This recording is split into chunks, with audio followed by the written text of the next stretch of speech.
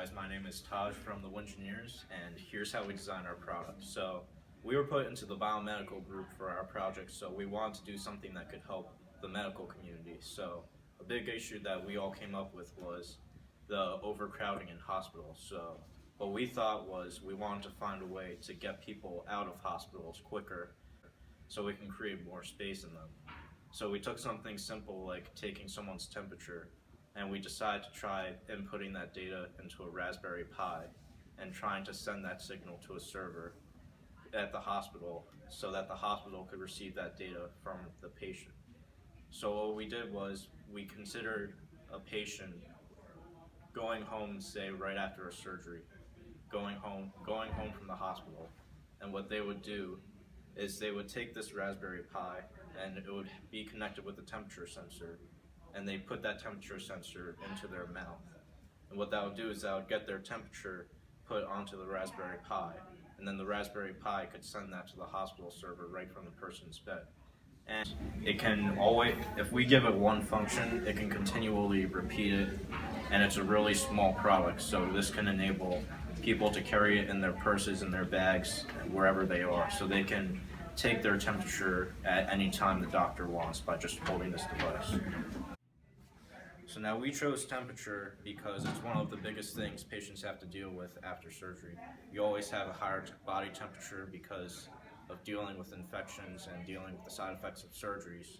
So we figured that if we could continually monitor this big asset, that we could do the hospital's amazing deed and we can help the patients get out more easily.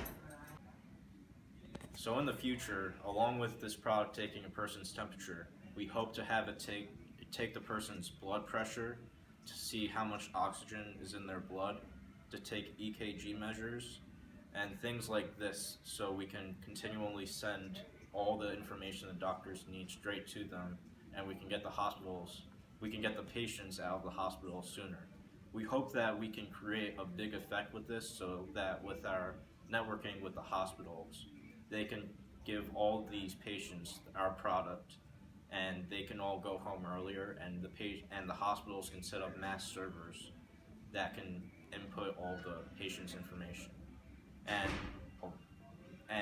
if we want to make this a wide-scale operation, we can spread it throughout the U.S., throughout the world. It all depends on how much investing in. All right, Michael here from the Wingineers. All things you have to pay for in order to make this thing. It's not everything we're going to be using to manufacture the product. It's simply all the stuff we had to use to code and to set up our device. First thing we bought was the Raspberry Pi kit. This included all the stuff that the other groups got in the biomedical group, all the wiring, the breadboard, all the resistors the other groups got. Next, we bought our thermal probe. This probe works well with our computer we bought. We bought a Raspberry Pi version 2. This Raspberry Pi has capability for HDMI, Bluetooth, wireless connectivity, connection to the internet, and that's something going to come in handy later. This thermal probe works really well with this. We were able to use code that was already existed, as well as make some of our own code to put into this Raspberry Pi 2 to program this thermal probe. The next thing we kind of borrowed was an HDMI cable. This cable was brought from one of our TVs at home. This is something that we're going to return back to the person who lent it to us. However, it was essential for allowing it to code, because the Raspberry Pi 2 is essentially a little computer, and in order to view what's going on in it, you have to have a monitor, and we used the HDMI cable to connect the little computer to the monitor. Next thing we used was the USB 2.0 charger. This is how we powered our Raspberry Pi, our little computer. Again, we borrowed it. It's actually mine. We plugged into an outlet, runs 120 volt AC into the Raspberry Pi version 2, and lets it run. The next two things we borrowed were a Dell mouse and keyboard.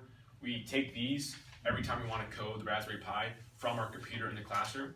We have a couple computers in there, and we unhook the USBs from there. We plug it into the Raspberry Pi. It allows us to code, browse the internet, and do everything Raspberry Pi can do.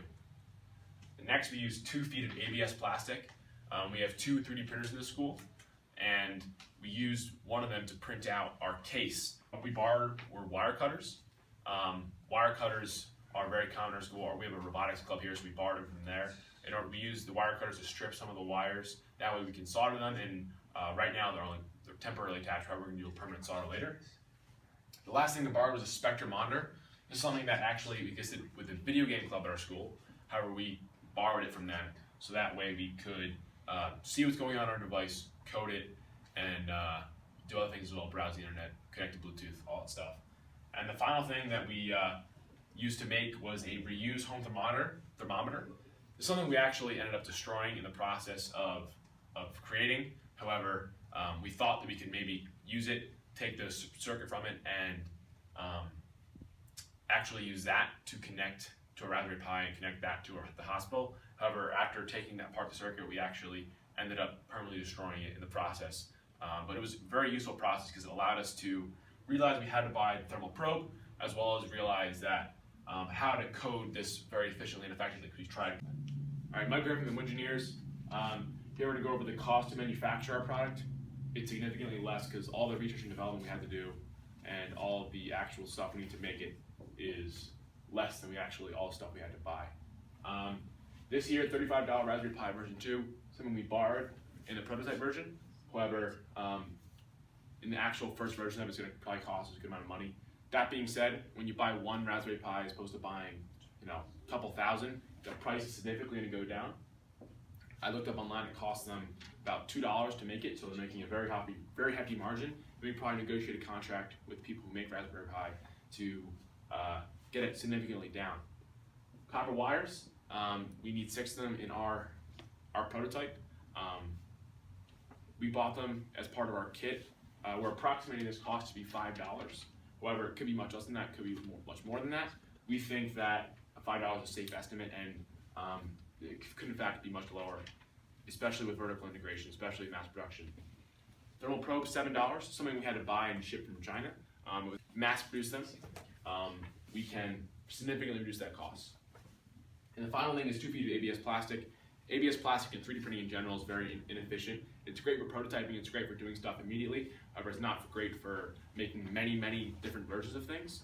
When we start making a case, we're going to make our plastic out of molds, and that'll significantly reduce the cost. And you see here the total cost right now is $52. However, we think that's going to drop to less than $10 with vertical integration. Vertical integration is a manufacturing technique pioneered with guys like Edison to make everything you need for a product in-house. It's not, you don't outsource products, you don't buy products, buy something from here, buy something from here, make everything in the same building. It allows costs to go way down. And the final thing we're going to use to reduce costs is mass production.